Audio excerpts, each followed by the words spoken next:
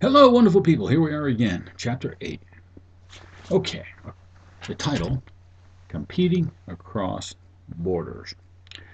Your textbook jumped right into a little bit of a history lesson, right? After World War One, numerous countries imposed tariffs, and then international trade ended up being severely impacted. And writers, myself, and many others believe this contributed to the severity of the Great Depression, in particular the Great Depression here in the United States. There are two different types of revenues. The first one is called the revenue tariff, and the other one, the second one, is identified as protective tariffs. Revenue tariffs provide money into the coffers for the domestic government, and the protective tariffs are there to safeguard the industry within whatever the country is. We'll use the United States as an example. I'd like to bring up the sugar industry here in the United States as one of those that's often falls under the protective tariff, and even a combination of both protective tariff and the revenue tariff. Um, we here in the United States pay on average 4 to 5 times the world price for sugar, whether it be in our products, whether it be simply in this regular granular state where we use it in our coffee or tea or cereal, etc. So we, the consumers, pay a whole lot of money, extra money here, 4 to 5 times the world price. And you think about all the products that have sugar in it, I mean, it starts to add up in a matter of no time. And the reason we hear is that, the sugar industry, the jobs need to be protected. So to protect a handful of jobs, every citizen that buys products or uses sugar in its natural state are paying here in the United States 4 to 5 times. So that could be hard to justify if more and more Americans understood that maybe there isn't such a great benefit there to us as consumers. With that said, what else did I want to touch on for this chapter? Oh yeah, one or two more things. A firm employing the multi-domestic strategy is likely to customize its products for the local market. Again, a firm employing the multi-domestic strategy is likely to customize its products for the local market. Firms establishes independent operating subsidiaries, which then develop specific products for a particular domestic market. And remember, a subsidiary is a company where the voting stock for that company is more than 50% controlled by another firm. Okay, moving forward.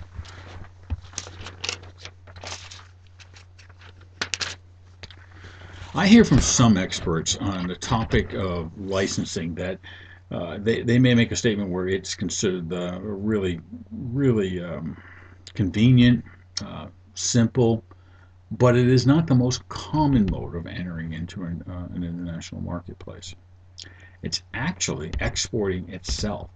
Exporting is the most common and simplest mode for entering into an international marketplace.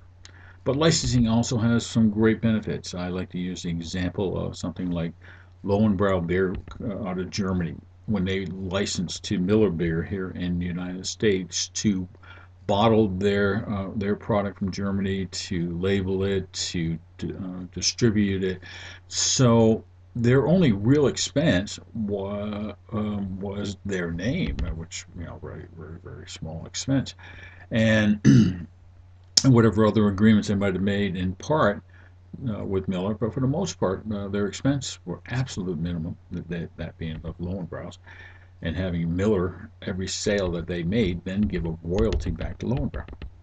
If I remember right, that exchange lived for about 10 years, but it was a good exchange on Lowenbrau's part. And licensing was a great way for them to enter the market, get their product known out there, and of course, they didn't have to build a company, they didn't have to build a factory, a distribution plant, the inventory, warehouses, etc. So it can be a very intelligent, sagacious way of doing business in a foreign market, licensing. All right, moving on. A key term, liability of forgiveness. No, liability of foreignness. Okay, I get a chuckle out of that term when I was going through your textbook for this class. Liability for foreignness simply is about the cost and risk of doing business outside of the firm's domestic market. But a key term I want you to highlight and be prepared to expand on. Forming business alliances can help a firm gain industry access to knowledge of another firm.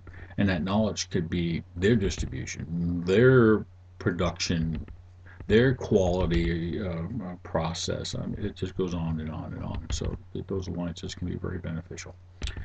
The international strategy that attempts to combine global scale efficiencies with local responsiveness in a geographic area is the blank strategy. It's one of those questions. Actually, I got a couple for you for this chapter. So again, the international strategy that attempts to combine global scale efficiencies with local responsiveness in a geographic region is blank strategy. Is the global strategy, multi-domestic strategy, transnational strategy, or the universal strategy? Look it up. Give me your best response with an explanation of why you went with that direction. Let's talk about it on Facebook. I love Facebook. It's an informal process, and we can just chat about it, or you can Skype me, email me. Let's talk. Okay. All right. So I told you I had more than one question, and I have another one right here in my next set of notes here. For a fee, Jim's Global Hamburger Inc. Lots of my companies I picked start with the name Jim. Anyways, for a fee, Jim's Global Hamburger Inc. provides trademarks, operating system, and its well-known products, as well as support services like advertising, training, quality assurance, and they provide this to their partners across the globe that they work with. This type of market entry is called blank. Is it franchising? Or is it a turnkey project? Or is it licensing, which we just got done chatting about? And your last choice would be management contracting. So out of those four, which would be the best reply and why? Again, give me some feedback on why. Okay, staying here with my notes. Firms exporting their products are exposed to tariffs, right? We just talked about tariffs a few minutes ago. Your due diligence can help identify potential political impacts like tariffs. So look at the landscape out there. For example, I remember when the United States a few years ago, imposed tariffs on the tires coming in from China into the U.S. market. Now, China was not happy. The businesses in China wasn't happy, and of course they got with their government officials, and they asked their government officials to do some type of light tariff with U.S. products going into China. I always like to remind my students who pays for this additional expense when tariffs are applied, and of course it's always the consumer. But anyways, there are times, are there any times that tariffs are good in Jim's mind? Yes. I mean, there's things like dumping, when a country dumps its product with the purpose of doing nothing else but to drive any competition, to drive them out of business, and then of course they are the price leaders and dictators even of a particular price. I think the United States felt that way with the tires, that there might have been some product dumping going on here in the United States to hurt the industries here in the United States. At least that's what I heard when I read part of the strategy for adding that particular type of tariff on the tires, protective tariffs. In the worldwide divisional structure, a Pacific division, see figure 8.5 for some really good picture there on what I'm talking about here. But again, in the worldwide divisional structure, A specific division focuses on a single product or product group.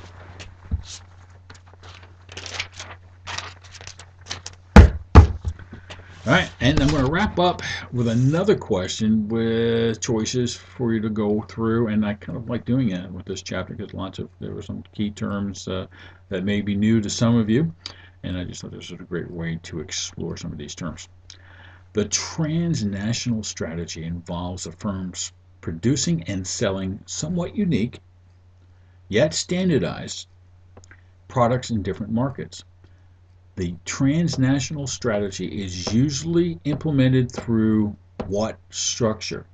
Is it the international network structure? Is it the global matrix structure?